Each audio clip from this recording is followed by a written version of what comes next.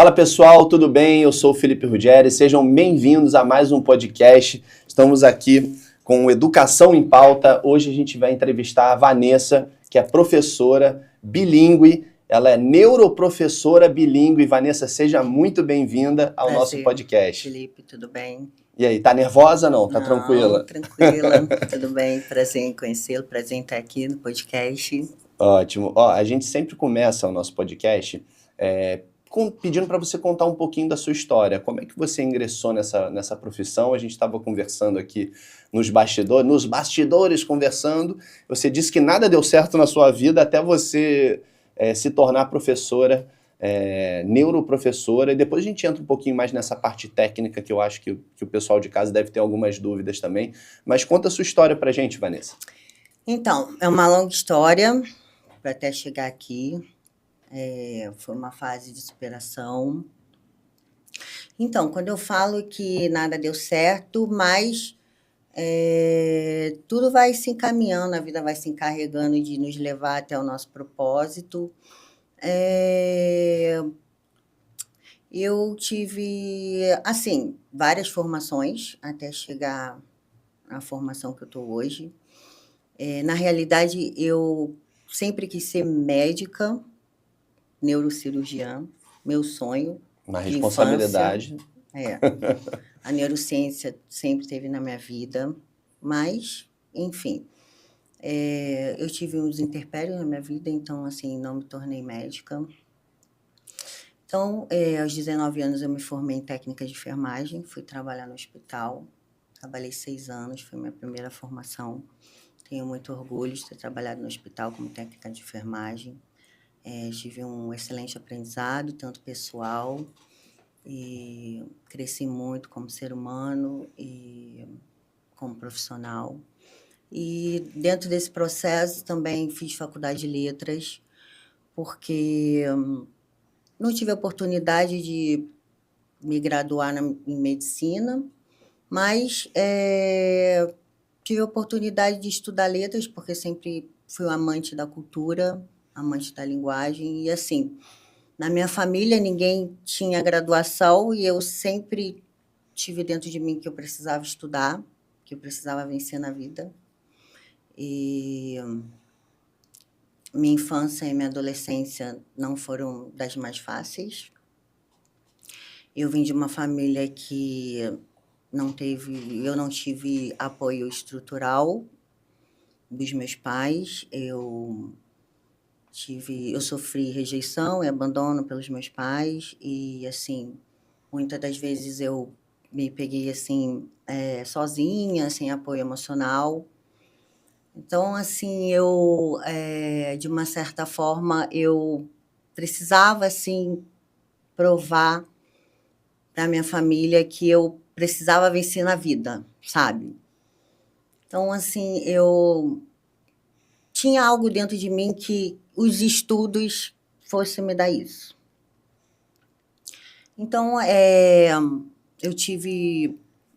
eu cresci, assim, me tornei uma adolescente rebelde, mas dentro de mim era só uma jovem que não sabia lidar com uma rejeição, porque não entendia porque quem deveria cuidar, quem deveria dar amor, foi quem rejeitou. Enfim, aos 18 anos conheci meu marido e foi aí que eu comecei a ver uma luz no fim do túnel.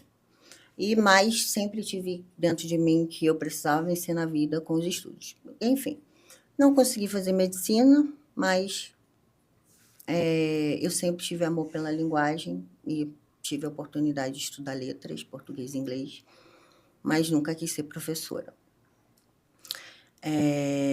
Então, eu sempre tive facilidade com inglês e português e fiz a faculdade de letras, me formei em 2010, mas comecei a estudar para concurso público não deu certo. Passei no concurso do bombeiro, na prova teórica, fiquei reprovada no teste físico. Enfim, várias portas se fecharam. Mas nunca deixou de buscar, né? Tá não, aí, tá tentando. Não. Depois eu decidi fazer um curso de comissário de voo. Fiquei 4 anos tentando passar no processo seletivo. 4 anos. E nada, nada, nada. Até hoje sou habilitada, né? Eu tenho certificado de tripulante para tripular uma aeronave. Até hoje eu tenho habilitação, mas nunca passei no processo seletivo. Foi aí que eu falei assim, não, eu vou tentar dar aula, até para aperfeiçoar meu inglês. Eu falei assim, não, eu falei assim, eu não quero mais ficar parada. Então, eu me candidatei para uma vaga de uma escola particular para ser professora de criança. Eu falei assim, nunca vou trabalhar com criança, não, não, não, não, não. Mas, enfim, abracei essa oportunidade de trabalhar numa escola particular e, assim, foi amor, não digo à primeira vista, né? Porque, mas assim, eu costumo falar que a educação me amou primeiro. Então, quando eu cheguei nessa escola como professora de uma rede bilíngue, e eu encontrei ali outros profissionais também, que também me deram suporte dentro dessa escola. E as crianças também, assim, me abraçaram. Eu me apaixonei e, sabe, e realmente eu vesti a camisa e eu me aceitei professora. E ali eu comecei a me dedicar à profissão. Mas ali eu não tinha perdido o foco de ser comissária de voo. Ali ainda não tinha caído a ficha que eu era uma professora. E chegou o final do ano, eu saí daquela escola, comecei a trabalhar em outra rede, também como professora, e começou a abrir espaço na minha agenda. E eu ali buscando processo seletivo para comissária de voo, Felipe. E nada de uma companhia aérea me notar. E eu falei, não é possível, não é possível, para que eu nasci? E eu ficava me interrogando. Eu terminei uma MBA em coach, gestão de pessoas, e eu falei assim, não é possível. Eu falei, não, não, não, para que eu nasci? Aí começou aquela síndrome existencial do ser humano, né? 40 anos, o que eu fiz, para que eu nasci, técnica de enfermagem, formada em letras, comissária de voo e... Coisas bem, bem distintas, né? Bem diferentes, Pois assim. é. E nada dava certo. Aí eu falei, não é possível. Foi aí que eu comecei a pensar. Eu falei assim, eu sempre gostei de cultura. Viagens, falava inglês, era formada em coach, mas nunca pensei em empreender, sabe? Não era também um foco que eu tinha. Mas parei para deixar a vida me guiar, sabe? Assim, eu vou parar, vou pensar. E a minha vida familiar já estava estruturada e, assim, faltava alguma coisa na minha vida que era me estabilizar profissionalmente. Então, parei, pensei e falei assim, vou começar a refletir melhor se 4 anos da minha vida eu fiquei tentando ser comissária de voo. Falei assim, será que é isso mesmo que vai ser bom para mim? Ficar longe de casa.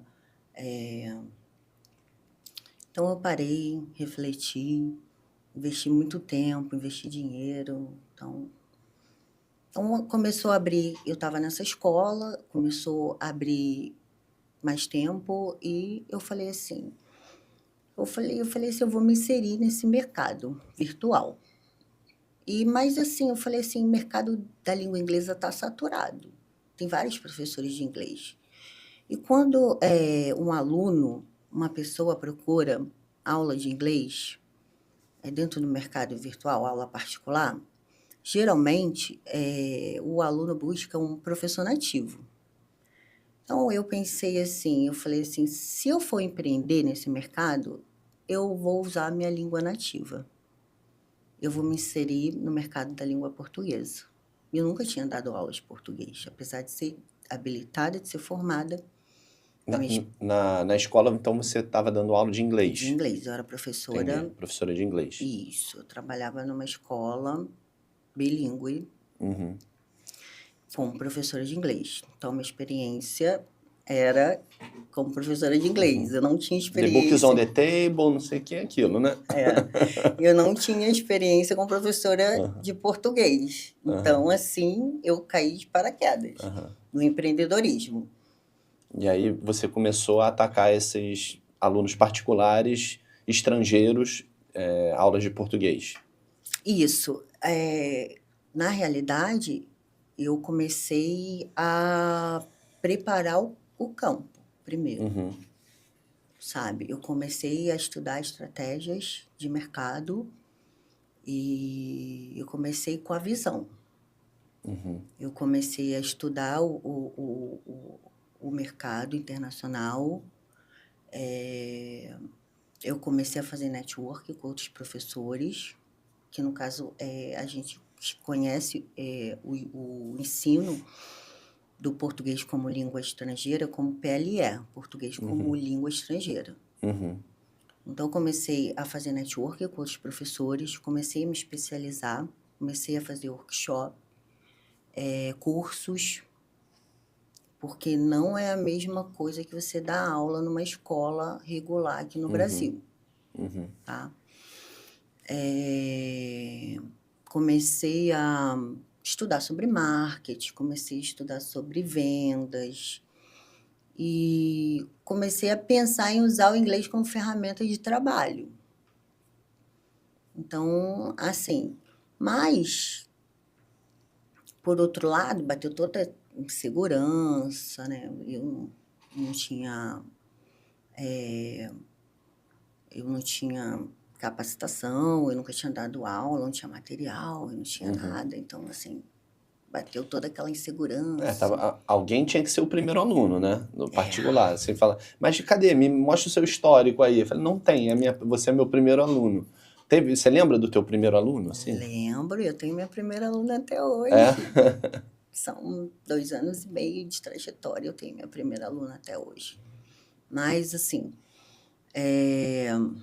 foi assim, eu comecei a divulgar na internet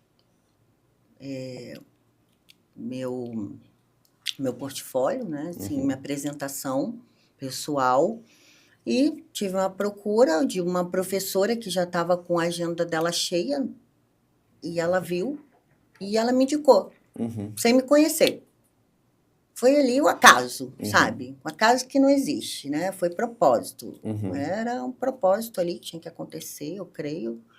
E ali era meu momento, era o que eu deveria fazer, era o que deveria acontecer na minha vida, era o que estava alinhado comigo, com a minha expectativa, com o que deveria acontecer na minha vida, no momento certo, e foi fluindo.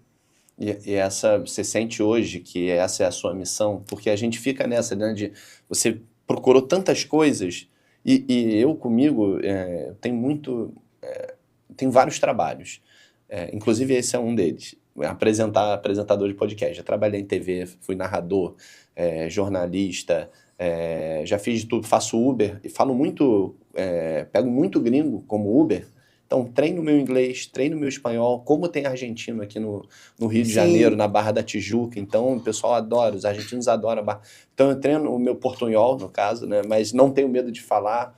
Enfim, e eu faço várias coisas, mas assim, se eu colocar uma assim, qual é a tua missão, o que você nasceu para fazer e tal, eu acho que eu me dou bem com todas essas, mas estar no palco, fazer stand-up e fazer a galera rir, eu acho que é a missão. Você acha que essa é a sua missão? Essa é a minha missão. Achou? Finalmente você meio que achou? Finalmente, finalmente. Vanessa, você tem mais de alunos, bom, mais de 15 com certeza, mas alunos de nacionalidades diferentes. Sim. Né? O que mais te surpreende nesses alunos e qual a principal dificuldade que eles encontram na hora de aprender português, pela uma percepção sua? Então, Felipe, a maioria dos meus alunos são anglo-falantes e franco-falantes, tá? São falantes da língua inglesa e falantes da língua francesa. Eu, assim, não sei, eu não tenho falantes de espanhol, não sei por quê. Não tenho alunos da América Latina e nem da América do Sul. Na minha percepção, e creio que na maioria da percepção dos professores de língua portuguesa, a maior dificuldade dos falantes da língua inglesa são com a acentuação nasal, né? Por exemplo, ão e o an. Eles não têm esse som no inglês. Vou dar um exemplo. Por exemplo, pão, mamão, mão, coração. Eles têm dificuldade com essa acentuação. Então, para eles falarem essas palavras, eles têm essa dificuldade. Com os dígrafos, NH, LH, por exemplo, também. Com palavras que não têm significado, por exemplo, saudade, gambiarra, expressões também culturais que a gente tem, principalmente aqui no Rio de Janeiro, nossas gírias, por exemplo. Eu uso muito eu uso muito palavras informais nas minhas aulas. Por quê? Eu ensino muito português formal, é claro, que a gente trabalha muito a gramática, porque eu acho que o conceito principal é o português formal. Eu acho que o português formal ele tem que ser ensinado. Mas a gente tem um conceito muito enraizado, muito aqui no Brasil, a gente vê nos cursos tradicionais aqui, porque a gente aprendeu o inglês tradicional, né? Que você também deu o exemplo, the books on the table, né? A gente aprende muito o tradicionalismo e a gente chega o quê? Na América ou na Europa, na Inglaterra, e a maioria dos brasileiros fica o quê? Perdido, porque vê que estudou 5, 6 anos do inglês aqui e chega lá, a realidade é outra. Só que meus alunos, quando chegam aqui no Brasil, a realidade não muda para eles. Por quê? Eles também aprendem essa linguagem informal. Eu uso muito beleza na aula. E eles, às vezes, falam, o que é beleza? Então, assim, beleza... quando eu uso beleza, eu não uso beleza no sentido literal, de algo bonito, de você estar vendo ali uma paisagem, ai, que beleza, que algo lindo. Não, beleza é como se fosse eu estar concordando com o que ele está falando, como se fosse um ok, um sim, né? Não, beleza, tudo bem. Então, assim, eles costumam reproduzir essa minha fala dentro ali da sala de aula virtual. Então, e aí, beleza? Então, assim, tudo bem? Tudo ok? Sim. Então, assim, essa linguagem informal, essa prática também eu trago para dentro da sala de aula, porque eu acho muito importante, principalmente quando o aluno chega aqui no Rio de Janeiro e ele tem essa linguagem muito própria dessa nossa região aqui, que ele vai, de qualquer forma, independente se ele chega na Copacabana ou ele chega no Vidigal, ele vai escutar essa linguagem na rua, num restaurante, ele vai saber que ele vai chegar numa reunião de negócios, ele vai chegar num jantar de negócios, ou ele vai chegar no ponto turístico, no Cristo Redentor, no Pão de Açúcar, e ele vai estar preparado para isso. Então, Felipe, e os franceses, a maior dificuldade que eles têm já é diferente, né? Porque a língua francesa é próxima da língua portuguesa, assim como o espanhol. Então, eles não têm dificuldade com a nasalização da língua portuguesa, mas eles têm dificuldade com o feminino e masculino, porque muitas das vezes palavras femininas são palavras masculinas no francês e vice-versa. Então, assim, eles têm essa dificuldade, assim como a gente também tem quando vai aprender o francês. Eu tenho, que eu sou estudante de francês, então, assim, a gente tem essa dificuldade de associação. E, de modo geral, o que surpreende, tanto, eu acho que estudantes de língua portuguesa, no modo geral, estrangeiro, é essa variação que a gente tem, essa variação regional da língua portuguesa. Porque eles chegam aqui no Rio, a gente fala de uma forma, chegam em São Paulo, já muda totalmente as palavras, chegam em Salvador, eles já têm outro modo de falar, chegam no Sul, já tem modo de falar. Então, essa estilística da língua portuguesa que a gente tem aqui no Brasil, que somos mais de 210 milhões de pessoas, de brasileiros falantes da língua portuguesa, e essa variedade, esse ritmo que o português tem falado aqui no Brasil, isso impressiona o estrangeiro. Então, isso chama atenção também, porque hoje a língua portuguesa falada aqui no Brasil tem feito um marco internacional. Não sei se você sabe, né? Hoje o Brasil está no topo, inclusive fazendo sucesso nas redes sociais, no Instagram, no TikTok, no YouTube, porque o Brasil tem virado um modo brasileiro de ser, de falar, de se vestir. A camisa do Brasil, verde e amarelo, tem virado um estilo de ser. Uhum. E aqui tem muito gringo, né? Estrangeiro, mais popular gringo, né? Eu lido muito com eles, assim, quando eu faço Uber, por exemplo. Eu pego muito ali. E eu tenho um aluno grego que ele mora na Argentina, ele trabalha na Embaixada da Grécia, ele é poliglota, ele já trabalhou no Iraque, na Geórgia, na Rússia, na Suécia, Cuba. Ele já foi para todos os lugares, agora está indo para a África do Sul, vai morar lá na África do Sul, ele tem que ficar 2 anos em cada país, né? E eu acabo ensinando, ele procurou o curso para melhorar, o curso de comédia, no caso, que eu ministro, para melhorar as palestras dele, as apresentações no trabalho, né, usar o bom humor, que é sempre interessante também, passa aquela credibilidade, dá leveza, né, para o seu discurso, e ele sempre me falou isso da dificuldade, por exemplo, de aprender o português com os sons nasais, né, tipo, e também o ão. Né? Então, assim, o texto dele, até no stand-up, que fala que ele vai na padaria, para mim é muito constrangedor, porque ele olha para a menina e fala, por favor, eu quero um pau. Aí ele fala, o que você quer? Tipo, peraí, não, calma aí. Então ele não consegue pronunciar isso. E beleza, para ele, na Grécia, beleza é travesti. É o nome mais usado para os travestis. Aí ele fala, Sério? aqui, sério? Aí ele fala, cara, todo lugar que eu vou é beleza, beleza, beleza. Eu falei, eu sabia que os brasileiros eles são muito populares na prostituição, mas não sabia, né, que os brasileiros eram tão viciados em travestis. É sério mesmo? Falei, eu não via tanta beleza assim desde que o Ronaldo pegou 3. Mas assim, aí ele transforma tudo isso para o texto dele. Aí você imagina um grego falando dessa forma, assim. É engraçado, cara. E as aulas são ótimas, que é uma aula de conversação e tal. Mas ele sente muito essa dificuldade. A minha dificuldade, por exemplo, eu falo inglês, mas quando você pega um nativo da língua, é muito mais difícil você entender do que você conversar com um gringo, por exemplo. Né? Um gringo, no caso, que não tem a língua nativa em inglês. Sim. Nossa, você conversa flui de uma maneira, né? Mas quando você está com alguém nativo, é muito mais difícil. E eu tento dar essa informalidade também com ele, né? Ele tenta. Quando ele vai na aula presencial, que ele vem para o Brasil também, os alunos lá, pô, alunos de tudo quanto região do Rio de Janeiro.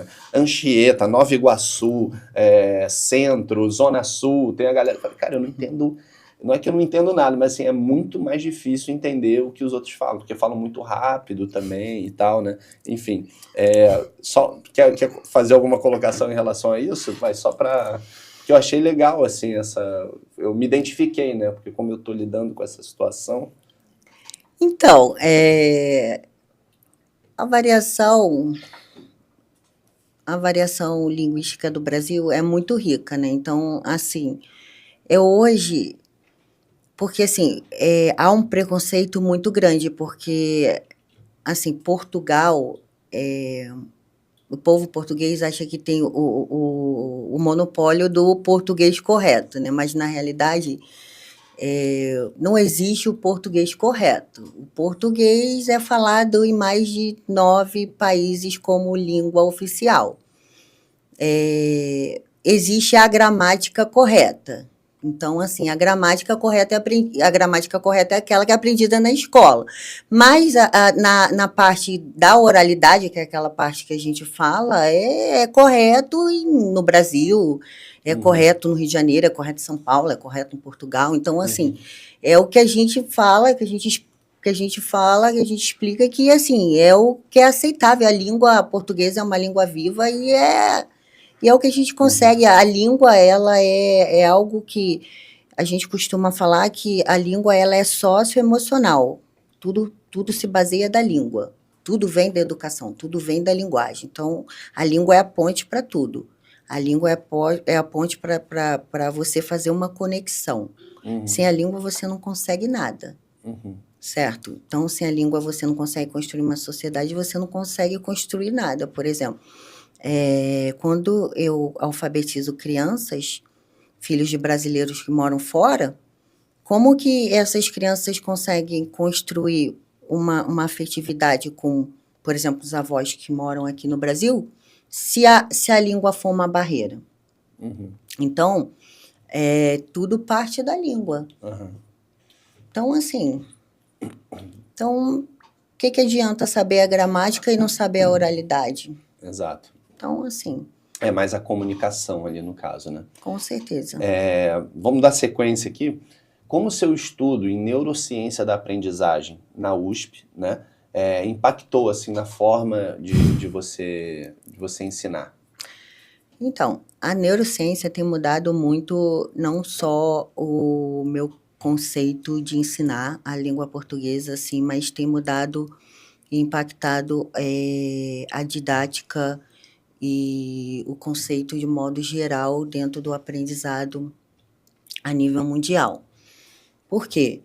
Porque hoje, Felipe, a ciência tem um avanço não só tecnológico com as inteligências artificiais, mas ela tem um avanço porque hoje a neurociência vem para mostrar como o cérebro ele aprende e dentro dessa evolução, como ele atribui capacidades de funcionalidade, de como ele funciona dentro da área do aprendizado, tá? Então, hoje, através de mecanismo de ressonância magnética, a ciência comprova de como o cérebro aprende, tá?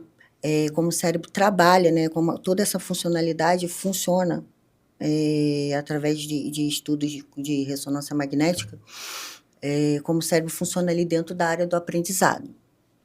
Então, como isso funciona dentro da minha tática de estratégia de sala de aula, eu tenho deixado a pedagogia tradicional, a pedagogia arcaica, para trazer atividades articuladas através da neurociência, tá? Trazendo metodologias funcionais, trazendo metodologias multissensoriais para dentro da minha sala de aula virtual, não só tecnológica, não só tecnologias digitais, mas articulando essas atividades multissensoriais. Para quê? Para trabalhar as variedades cerebrais com essas atividades multissensoriais dentro da minha sala de aula. Entendi. E respeitando a funcionalidade do cérebro e respeitando a capacidade cognitiva de cada aluno. Legal. Dando sequência aqui, existe algum mito em relação à aprendizagem de linguagem, de uma nova língua que você queira derrubar esse mito de uma vez agora? Ah, com certeza, com certeza.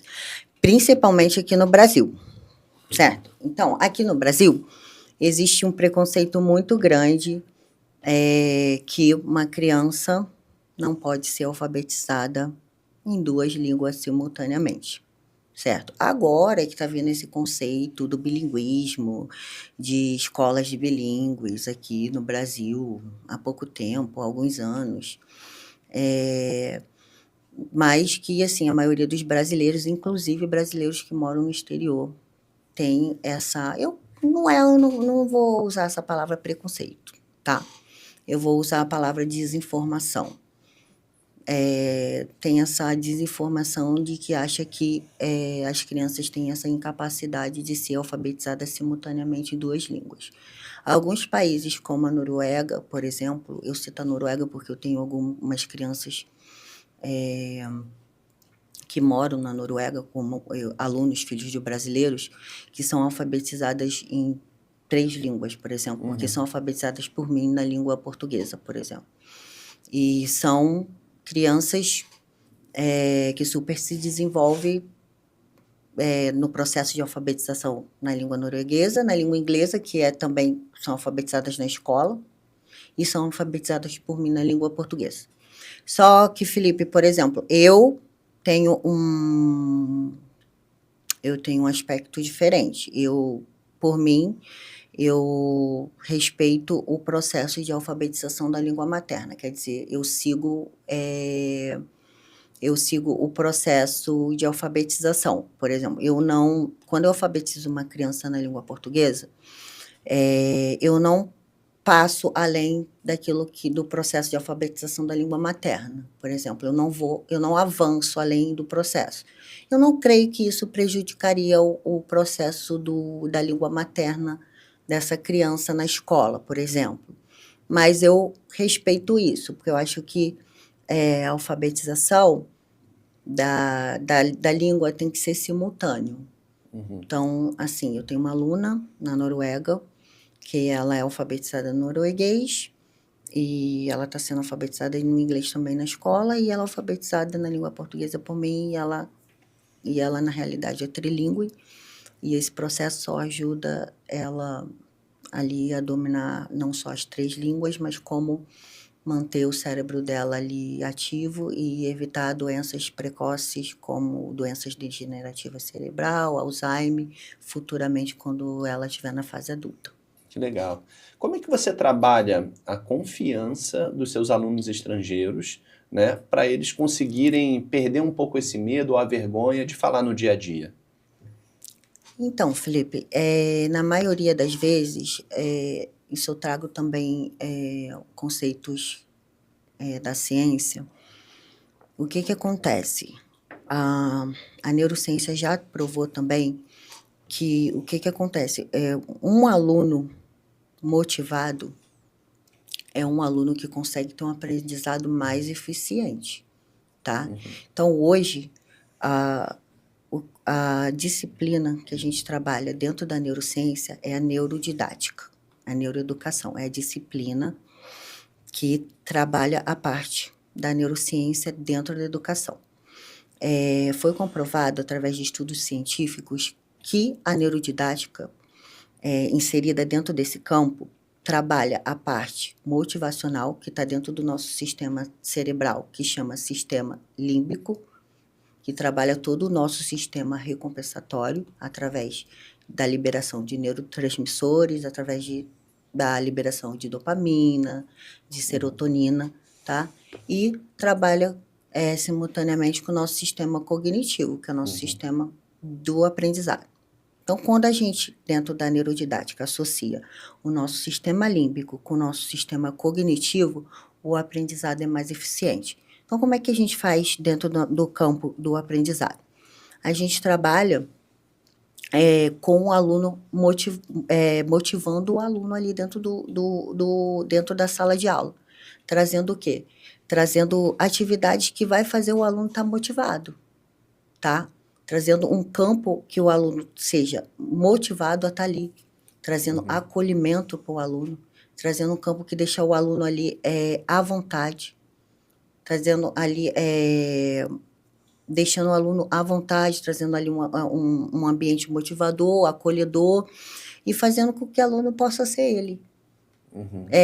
Trazendo feedbacks e fazendo com que o aluno entenda que errar faz parte do processo do aprendizado.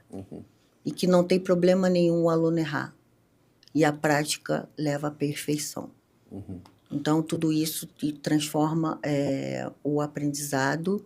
E a gente está acostumado aqui no Brasil, que a gente foi limitado, né, pelo nosso sistema monolíngue, vindo lá de Portugal, de todo esse sistema que a gente tradicional, da pedagogia retrógrada, arcaica, que a gente tinha que aprender, que a gente não podia errar, e isso tudo está caindo em desuso depois que a neurociência está entrando com todo esse processo de como o cérebro aprende. Então, tudo isso tem se modificado, e eu também estou fazendo esse estudo mais aprimorado através do meu TCC, que eu estou desenvolvendo esse meu projeto, também com esse meu trabalho. Esse é o meu trabalho de estudo que eu estou desenvolvendo com a minha formação na USP, e é isso. E quais as estratégias, né? Eu acho que ainda seguindo essa linha, essa pergunta é meio que uma continuação, né? Quais as estratégias que você usa? Você já até respondeu um pouquinho, mas como você usa essas estratégias para os alunos que têm que aprender por necessidade, né? E não por prazer. Porque tem gente que aprende por prazer, porque gosta de estudar línguas, e tem gente que precisa aprender. Então, como é que você lida com isso e quais estratégias que você usa? Então, quando o aluno tem que aprender por necessidade, o aluno, ele vem, assim, já mais comprometido, sabe? Quando ele aprende por necessidade, eu acho que o comprometimento ali já é maior. Ele já ele já vem até com uma certa bagagem. Geralmente, quando o aluno vem aprender por necessidade, ele já vem do Duolingo, por exemplo. Ele já vem com uma certa, vamos dizer assim, um certo vocabulário. Porque, assim, o aluno, quando ele vem do Duolingo, ele já consegue formar alguma coisa, ou ele já tem alguma estrutura. Ele já tem algumas palavras soltas, ele já consegue formar, ele não tem concordância, ele não consegue estruturar uma frase, ele não consegue falar, ele não consegue conjugar um verbo, mas ele já consegue estruturar alguma coisa. Então, o que eu faço? Eu monto um programa ali personalizado, então, assim, ali eu estruturo ali tudo que ele já aprendeu ali. Então, a gente trabalha ali mais a parte ali da oralidade. Então, assim, eu deixo o aluno bem à vontade e sabe que a gente tem um jeito carioca de ser. Então, assim, eu acho que o que eu faço para o aluno estar mais à vontade, mais motivado? Eu acho que é reciprocidade, acho que é deixar o aluno mais à vontade, eu acho que ver, o aluno, quando ele entra na sala de aula, ele vê que não é algo mecânico, sabe? Eu acho que não é... O aluno, ele vê que ele sente ali um ambiente um ambiente leve, não é aquele ambiente tradicional, não é aquele ambiente que ele vai... não é aquele ambiente pesado, não é aquele ambiente que ele só vai ter ali uma escrita, que ele vai poder inserir o cotidiano dele dentro da sala de aula. Então, assim, porque, por exemplo, se eu pego um tema solto, por exemplo, vamos dar um exemplo do teu Uber, não tem nada relacionado à vida dele. Se eu pego um tema Uber e trago para a sala de aula, o que tem a ver com a vida do aluno? Então, assim, vai ser algo que eu vou desmotivá-lo, ou pego um cenário que, não, por exemplo, não faz parte da vida do aluno, vai desmotivá-lo completamente. Então, por que eu falo que as minhas aulas são personalizadas? Porque eu começo a conhecer o contexto de vida do aluno, trago para dentro da sala de aula, tá? Então, eu pego toda aquela percepção que ele já tem dentro da língua materna dele, trago para dentro da sala de aula dele. Então, tudo que ele conhece dentro da língua materna dele, ele vai conseguir transmitir aquilo para a língua portuguesa. Por isso que a gente costuma falar que é a virada de chave. Por isso que se torna mais fácil o aprendizado. Porque ele não está aprendendo um contexto diferente do que ele não sabe dentro da língua materna dele. Tipo, é você gostar das coisas. Por exemplo, o cara gosta de futebol, consome futebol o tempo todo. Então, dentro das suas aulas, você vai abrir um parênteses ali para falar sobre coisas sobre futebol, né? Isso, por exemplo. Ou um diálogo sobre futebol. E você fala tudo em português. A aula é toda em português ou você tem que ficar... Porque tem gente que vem do zero, né? Não necessariamente. Não necessariamente. Ou eu vou... Como eu falei para você, eu vou trazer um contexto multissensorial. O que é um contexto multissensorial? Eu vou articular todas as habilidades da linguagem. Vou trabalhar a parte visual, a parte da leitura, né? A parte da oralidade, a parte da escrita e a parte da sensibilidade, tudo ao mesmo tempo. Vou trabalhar todo esse contexto. Por exemplo, eu tenho um aluno, ele tem 11 anos... E ele adora xadrez, mas ele não sabia falar uma peça do tabuleiro de xadrez em português. E ele é fluente em português, por exemplo. No caso, eu estou fazendo um processo de letramento. Ele não sabe ler e escrever em português, mas ele sabe falar. Mas ele não sabe uma peça do tabuleiro de xadrez. Eu falei, você vai me ensinar jogar em xadrez e eu vou te falar todos os nomes das peças. e foi aí que eu entro dentro do contexto de vida dele e a gente aprende a língua ali. Então, isso faz o quê? Eu ativo o sistema límbico dele, porque eu motivo ele a aprender português com coisas que ele gosta. Sim, legal. Então, o aprendizado se torna mais fácil. Você também ensina inglês para os brasileiros, né? E qual a principal dificuldade deles, assim, que bloqueia a fluência? Porque é aquilo, né? Ler, falar, às vezes você tem que se forçar a falar, não tem jeito. A gente estava conversando sobre isso. Sim, sim, Falei, olha, eu sim. nunca fui um cara super... eu nunca fiz um cultura inglesa, IB, FISC, CCAA, nunca fiz. Eu aprendi na escola e eu viajei muito. Eu tenho família no exterior, meus primos moram nos Estados Unidos, então sempre ia Muito visitar. legal. Então eu sempre me forçava a falar. E minha prima falava assim, pô, você fala super bem, você fala igual um bêbado, mas você fala super bem. Ah, você fez intercâmbio Meio que... nos bares da vida. Então, assim, eu não sou fluente, mas eu me viro muito bem. Sim, sim, Tenho sim, certas sim. dificuldades, normal, às vezes você bloqueia. Como é que você trabalha isso com seus alunos brasileiros para ensinar o inglês, para eles perderem esse bloqueio de falar e de ter mais fluência? Então, Felipe, é aí que a gente entra com o trabalho de coach, né? Porque aqui no Brasil, a gente tem essa que a gente costuma falar que é a síndrome do cachorro vira-lata, né? Porque a gente sempre acha que o gringo tem o domínio de todo o poder do mundo, inclusive dentro da língua. A língua, o que é a linguagem? É o meio de comunicação, certo? Quando uma criança se torna bilíngue ou trilíngue, a probabilidade dela não ter a articulação do sotaque dela na segunda, na terceira língua é quase zero. Mas quando um adulto entra nesse processo de aprendizado, a língua materna dela vai influenciar, e isso não tem problema nenhum. O que a gente tem que pensar? A gente tem que pensar que a nossa língua portuguesa, ela tem um ritmo, tá? Ela tem por exemplo, a língua portuguesa, eu costumo falar que a língua portuguesa é quase uma música, é quase um arranjo musical. A gente fala, porque, por exemplo, quando a gente vai fazer uma pergunta, a gente muda totalmente a nossa entonação. Não sei se você já percebeu. Agora, quando a gente vai fazer uma pergunta no inglês, a gente tem verbos auxiliares para isso. Então, o inglês, ele segue um padrão de quê? A gente precisa, a gente não fala, mas basicamente, a gente diminui as estruturas linguísticas e reduz, basicamente a gente reduz as funcionalidades das últimas letras. No português a gente não tem isso. A gente bate nas últimas letras para falar o português. Então, geralmente, quando o brasileiro vai falar o inglês, ele usa o quê? O ritmo do português. Então, e os próprios brasileiros, quando percebem isso, acham que o brasileiro está falando errado. Porque, para o próprio brasileiro, isso soa errado. Mas isso simplesmente só é o sotaque.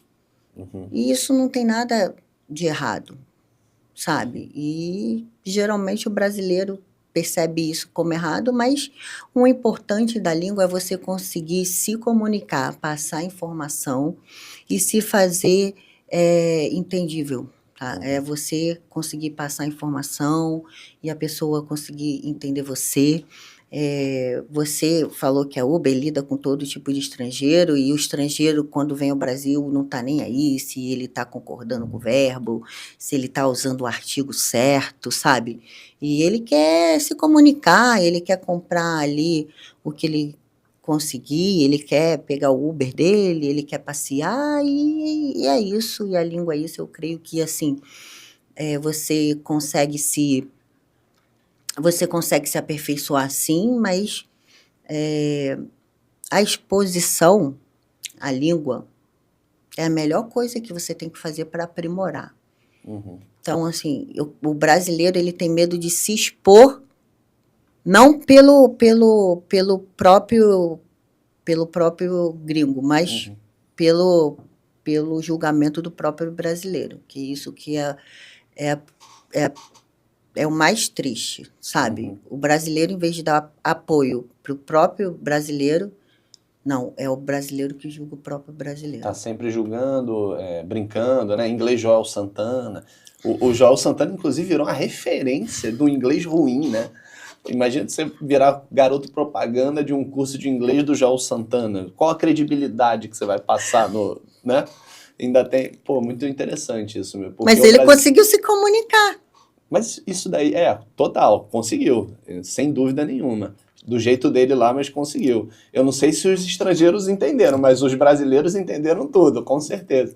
E isso, inclusive, passa por uma questão cultural. Então, falando de cultura, né, como você integra, assim, a cultura brasileira, ela é muito vasta, né? Então, como é que você integra, qual o papel da cultura brasileira no seu aprendizado, não, né? Nos seus ensinamentos ali para os seus alunos? Você usa muito, o tempo todo, a parte cultural brasileira? Então, não tem como ensinar a língua portuguesa sem ensinar a cultura, né?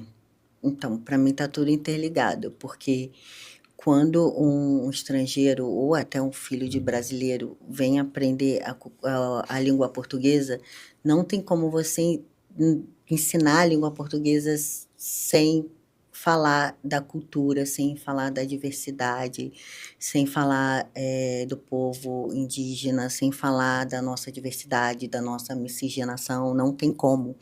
Porque, como eu falei ali no início, a língua é a ponte socioemocional, a língua é a cultura, a língua é a diversidade, a língua é tudo. Então, assim, está tudo interligado, a nossa cultura, a língua é a musicalidade, a língua é o samba, a língua é tudo. Então, todas as minhas aulas, ela está interligada à cultura, ela está interligada em tudo. Então, assim, eu sempre, principalmente quando as minhas aulas são aulas de alfabetização e letramento de filhos de brasileiros, eles sempre são associadas à cultura do Brasil, Amazônia. Então, sempre tem uma temática. Por exemplo, teve a COP30.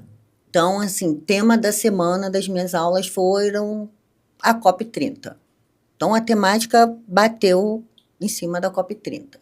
Então, ali eu articulei o tema das aulas na COP30. Então, ali eu desenvolvi as aulas ali de acordo, né, para iniciante, para intermediário, mas foi a COP30. Sistema solar, também. Cultura indígena, sempre batendo nessa mesma tecla. Amazônia, independência do Brasil, língua portuguesa, como surgiu, interculturalidade. E também eu gosto muito, porque assim, a gente sempre viaja muito pelas cidades históricas do Brasil. Então, eu gosto muito de fotos. Então, geralmente, eu gosto de fazer essa conexão, principalmente quando os meus alunos são crianças. Então, assim, o que eu faço? Eu tiro as fotos nos lugares históricos, né, nas igrejas. Então, eu faço essa conexão com os meus alunos. Eu gravo vídeos nos lugares, eu até posto lá no meu Instagram. E eles ficam loucos, né? Ainda mais quando são crianças. E eu posto essas fotos, mostro para eles, assim, eu quero visitar esses lugares. E assim, e eu gosto de fazer essas conexões, eu gosto muito de mostrar Ouro Preto, que foi uma cidade histórica, uma cidade muito explorada. Uma cidade muito foi uma cidade colonizada, foi uma cidade muito explorada por causa da época do ouro. Então, assim, eu gosto muito de falar do Brasil, do Rio de Janeiro, principalmente, dos pontos turísticos. Então, assim, eles gostam de ouvir. E, assim, a cultura, a musicalidade, não tem como, né? Você não sente, por exemplo, isso é uma percepção minha, é claro que tem pessoas e pessoas, mas o brasileiro classe média, que teve uma educação um pouco mais privilegiada e tal, Sim. Ele conhece mais coisas do exterior, de países aleatórios. Por exemplo, é óbvio que tem pessoas e pessoas, como eu disse, mas eu sempre gostei muito de geografia, de países, de bandeira, então eu tenho essa cultura internacional que eu sempre gostei, sempre consumi. Mas eu tenho a percepção que o brasileiro, ele sabe mais sobre os outros do que os outros sabem da gente. Então, assim, quando um gringo chega aqui, ele vai saber que tem o Cristo Redentor para visitar, o Pão de Açúcar, mas assim, ele não sabe, muitos não sabem a capital do Brasil, tem aquela mística que fala que Buenos Aires é a capital do Brasil, né? Você não já ouviu falar, Buenos Aires é a capital do Brasil, então você percebe isso, que eles sabem muito pouco sobre o Brasil? Ou você não tem essa percepção? Então, Felipe, eu acho que quem confunde muito isso são os estrangeiros da América Latina e da América do Sul. Mas os estrangeiros da Europa e da América do Norte, da Oceania, não fazem muito essa confusão, tá? Eles não têm essa percepção. Eles conhecem muito mais do Brasil do que o próprio brasileiro. Então, assim, quem fazem muito essa confusão é o povo lá da América Latina. Você acha que os americanos, por exemplo, não se esforçam muito para aprender? Ou eles se surpreenderam, então, de certa forma? Porque eu achei que era uma impressão que eu tinha. Assim. Não, eles conhecem bem da cultura brasileira, sim. Eles consomem muitos conteúdos aqui do Brasil, conhecem bem, principalmente Salvador. E, assim, hoje caiu achar que só o estrangeiro só conhece Rio de Janeiro como ponto turístico, tá? Eles estão conhecendo bastante Fortaleza, Ceará, Salvador, Amazônia, por exemplo, Belém. Sim. Então, assim, na realidade, estão explorando o Brasil como um todo. Bem legal. Falando das crianças agora, né? Você alfabetiza, né? Como você disse, crianças estrangeiras, né, pequenas crianças, naturalmente. Sim. Não só pequenas, Felipe, adolescentes também. Adolescentes também. Sim, claro. E ensina português para eles. Sim. Como é que é para você esse processo de alfabetização? Qual a diferença para os adultos? Conta um pouquinho. Então, é um processo bem diferente. Que, na verdade, no Brasil, né, como é a comparação é a alfabetização que você dá para essas crianças estrangeiras e a alfabetização que o Brasil está acostumado a dar aqui. Sim, bem diferente. É bem diferente em todos os aspectos, até em nível de idade, tá? E também processo de cada um, porque é diferente a nível de Brasil, porque aqui no Brasil as crianças são alfabetizadas em outro ritmo, né? O processo de alfabetização aqui no Brasil leva anos, porque aprende a gramática toda, o processo de letramento e processo desde criança lá, né, do pré até o ensino médio. E geralmente as crianças do exterior são diferentes em vários contextos, porque eu, por exemplo, eu avalio vários aspectos, porque eu tenho alunos que, por exemplo, às vezes não falam português, às vezes falam português e não escrevem e não leem, ok? Às vezes escrevem e não falam. Então, assim, as aulas são completamente personalizadas. Então, às vezes falam e não tem um vocabulário avançado. Então, assim, às vezes falam, não escrevem, não leem e tem 18 anos. Como é que você faz para alfabetizar essas crianças de 18 anos? Aí você entra no processo de letramento, mas aqui, a gente não tem um material de alfabetização para um adolescente de 18 anos, você tem um material de alfabetização infantilizado. Como é que você alfabetiza um adolescente de 18 anos, por exemplo, que é fluente na oralidade com o material do Brasil? Então, isso é um desafio. Então, assim, as aulas são completamente personalizadas. Então, eu tenho que avaliar o indivíduo ali, um aluno ali, individualmente. Então, por isso que ali a neurociências ali, a neurodidática ali é fundamental na avaliação ali de cada aluno. Por exemplo, eu tenho uma família nos Estados Unidos que tem 3 irmãos. Então, para cada irmão, eu uso um material diferente, por exemplo. Cada irmão usa um material diferente. Porque eles são fluentes na oralidade, mas eles estão em processos de alfabetização completamente diferentes. Eu, por exemplo, eu tenho uma aluna na Noruega que ela não fala inglês. E o pai dela é o intermediário da aula. Ele tem que participar, porque ele é o brasileiro. E eu não falo norueguês. E aí? Então, é um desafio, porque, no caso, ele é o intermediário da história, certo? Então, assim, eu tenho que passar o conceito que eu quero para ele, poder passar o conceito para a criança. Então, assim, é um processo bem desafiador. E entrando ainda nessa questão das crianças, para os brasileiros que vivem no exterior, né, num aprendizado bilíngue, qual é a maior dificuldade, assim, qual o seu maior desafio nisso? Para as famílias, né, que vivem no exterior, que querem passar por essa alfabetização bilíngue, brasileiros. Então, a maior dificuldade hoje realmente é o material didático.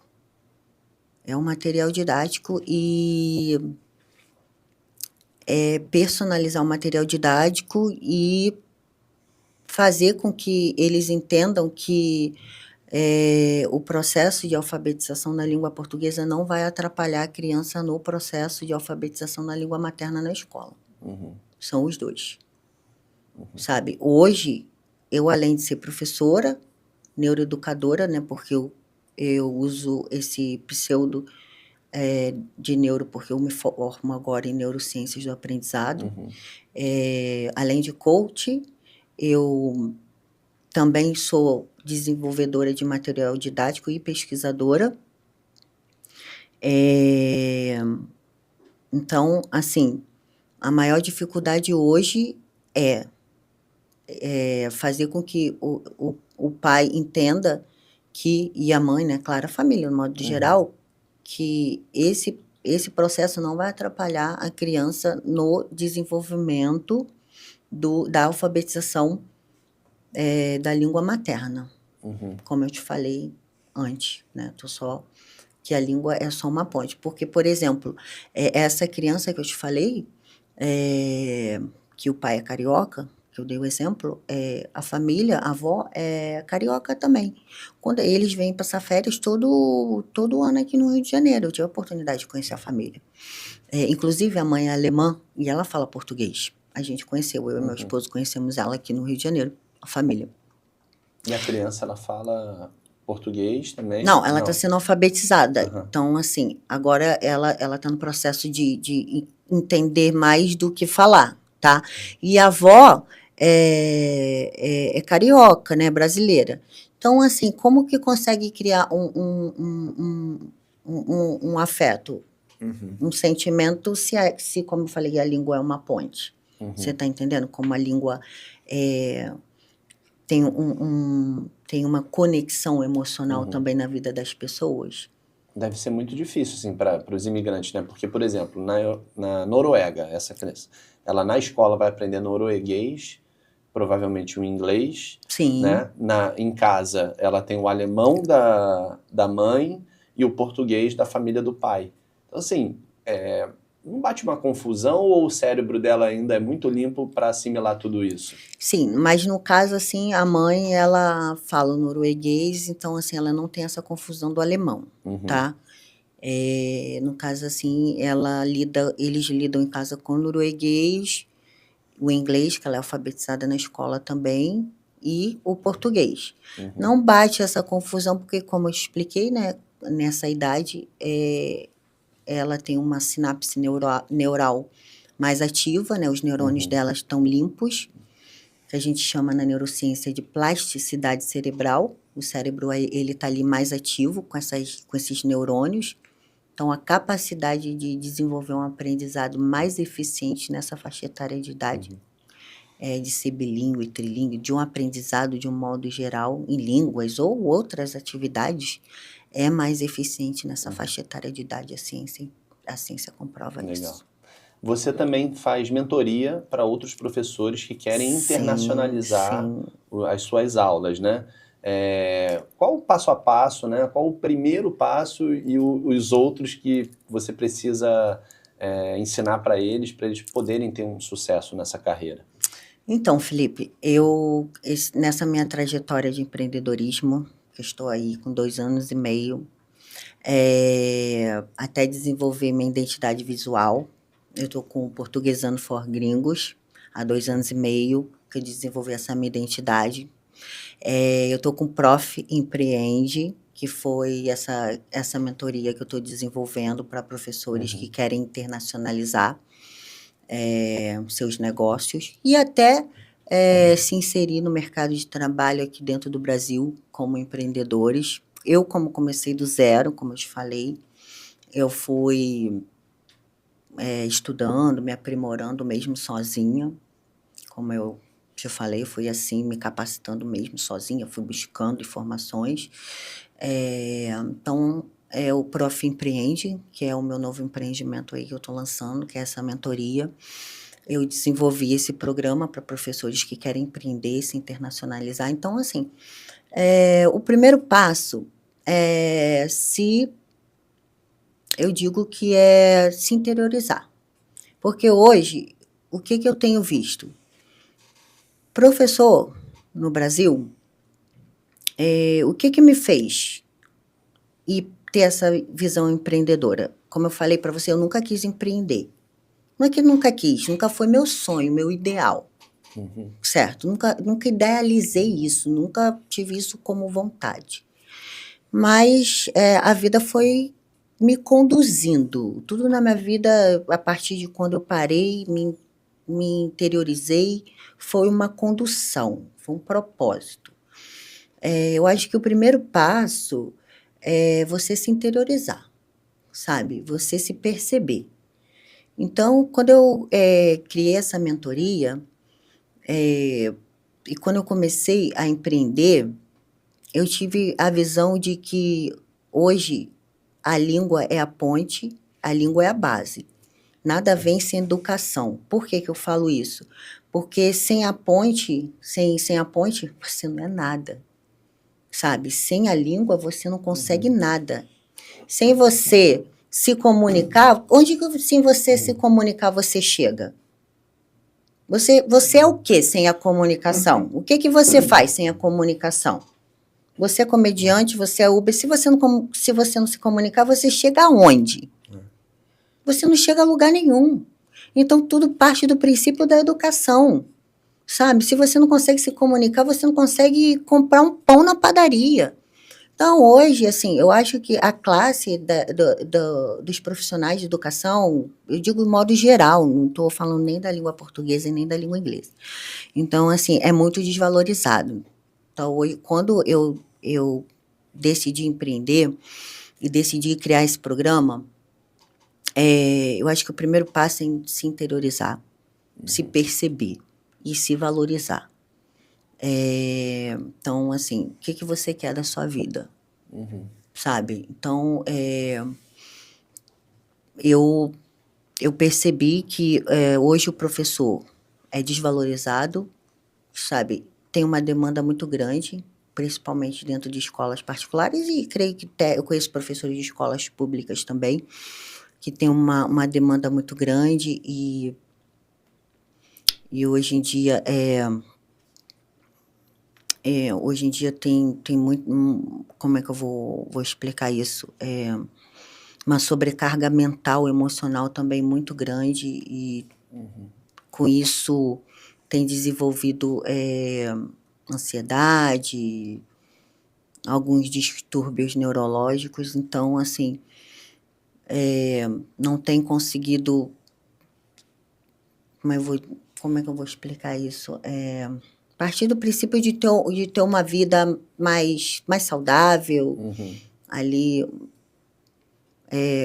um lazer, tirar um tempo ali. Então, assim, eu comecei a desenvolver essa mentoria para professores que queiram sair da CLT, que queiram ter o seu próprio negócio, queiram se internacionalizar. Mas primeiro, eu acho que a pessoa ela tem que se perceber, se valorizar. Porque quando você não sabe seu valor, você não consegue chegar em mercado nenhum. Porque quando a gente se internacionaliza, a gente tem que saber se precificar, tá? E não basta ser bom só no que faz, porque você tem que se capacitar. Hoje eu faço um coach com uma professora nativa da língua inglesa para melhorar o meu acento na língua inglesa. Eu faço aula de francês para poder estar gerando uma entrega melhor para os meus alunos de francês. Hoje eu também me especializo em neurociências também para fazer uma entrega melhor nas minhas aulas de português. Então, assim, eu estou sempre me desenvolvendo também nas minhas capacidades. Também tem que saber se precificar. Também tem que ser bom ali também nas tecnologias digitais. A gente trabalha com o mercado digital. Então, assim, não é só se lançar no mercado ali, você também não oferecer nada, sabe? Porque quando a gente trabalha com o mundo digital e com o mundo internacional, eles exigem também uma entrega sua. Sim.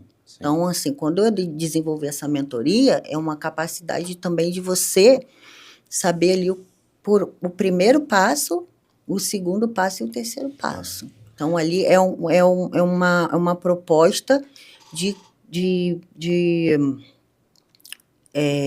um curso, de uma mentoria, de 4 meses, de um acompanhamento, de como você se preparar para você ter os seus próprios alunos, não só dentro do mercado internacional, mas aqui no Brasil também. E de tudo, de internamente, externamente, de como você abrir sua empresa através do MEI, porque você consegue abrir o MEI gratuitamente, de valores próprios, de como você saber se precificar, não é o aluno que dá valor a você, é você que tem que saber se precificar, não é o aluno que dá a condição do seu trabalho, é você que dá a condição do seu trabalho, sabe? Porque muitos deles vão barganhar você. Sim. Se você não tiver um posicionamento, sabe, os alunos vão querer posicionar você. Então, assim, a gente tem que saber se colocar também e saber também ter o nosso valor também no mercado de trabalho, porque senão a gente vai ir conforme a maré. Entendi. Tem algum caso marcante, assim, para você, de um aluno que se transformou, que você viu essa transformação, essa evolução, ou até mesmo um professor mentorado por você? Você lembra de um caso, ou para você o que foi mais marcante? Você possa contar para a gente? Ai, tem uma aluna, assim, foi um caso marcante e é uma aluna australiana. Ela veio para mim há alguns anos e, assim, foi logo quando eu comecei a pós-graduação em neurociências. Foi um desafio para mim porque ela veio com diagnóstico de dislexia e ela já veio sem motivação e, assim, porque ela já veio de uma metodologia ineficiente. Então, ela já veio com um processo desmotivada dentro do aprendizado e com diagnóstico de dislexia. Eu estava começando a neurociência há pouco tempo, então, para mim, foi um desafio muito grande assumir essas aulas, mas eu conversei ali, né? Ela tem um relacionamento com uma brasileira. Então, assim, quando eu assumi essas aulas, para mim, foi muito gratificante e desafiante ao mesmo tempo. Então, assim, foi todo esse processo que eu fiz, né, de fazer aulas usando as 4 habilidades da linguagem ao mesmo tempo, né, trazendo uma aula multissensorial. E hoje eu consigo ver essa evolução, porque ela conseguiu descodificar esse processo da linguagem. Hoje ela não tem dificuldade na leitura, ela conseguiu decodificar os sons linguísticos, ela não tem problema fonético, ela consegue fazer uma leitura dentro dos sons da língua portuguesa, ela consegue fazer uma leitura perfeita, ela consegue falar perfeitamente, só que hoje a gente está num processo de trazer o quê? Porque o dislexo, ele tem problema de codificar os sons e de retenção desses sons fonéticos. Então, hoje a gente está nesse processo de conseguir consolidar o aprendizado, dentro do que a gente chama da neurociência de memória de trabalho. Então, hoje a gente já teve um avanço, já teve esse progresso, e hoje a gente está nesse processo de consolidar esse avanço, esse progresso dentro do que a gente chama da memória de trabalho.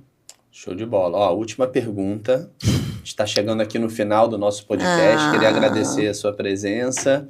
Espero que você tenha se divertido, aproveitado. Com certeza. Conseguido passar tudo aí pro pessoal que está assistindo a gente. Muito bom. E eu finalizo querendo perguntar para você qual a sua visão para o futuro da educação linguística no Brasil, né, e como a neurociência pode revolucionar esse processo. Então, Felipe, a minha proposta é não só para a educação no Brasil, mas como para a educação nos países lusófonos, através do meu projeto de pesquisa de TCC, que eu estou desenvolvendo junto à orientação da minha universidade, na USP, é trazer a neurodidática como grade curricular, como disciplina na grade curricular das universidades, não só do Brasil, mas dos países lusófonos, que engloba, né, os 9 países que fazem parte da CPLP, que é a Comunidade de Países de Língua Portuguesa.